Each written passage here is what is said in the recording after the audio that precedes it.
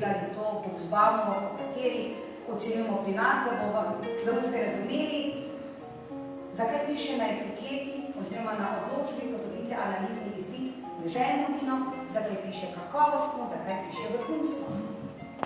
Oziroma, če daste vino na ocenjevanje, na tekmovanje, to so prostovoljna, to so ocenjevanje lokalna, Učbena bo zdaj malo štartala, so regijska, deželna, državno, zakaj dobite bronasto, srebrno, zlato in veliko zlato medaljo. Seveda pa, da lahko mi pokušamo, je ta natančnost zaznavljanja posojko tista kar od nekaj dejavnikov.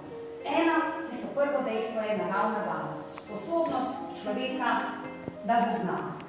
In če nas je mati narava normalno obdarila, to se pravi, da slišimo, vidimo, vonjamo, okušamo, potem mi imamo prvo osnovo, da lahko poznavalci vina, kaj bi vsak mora biti.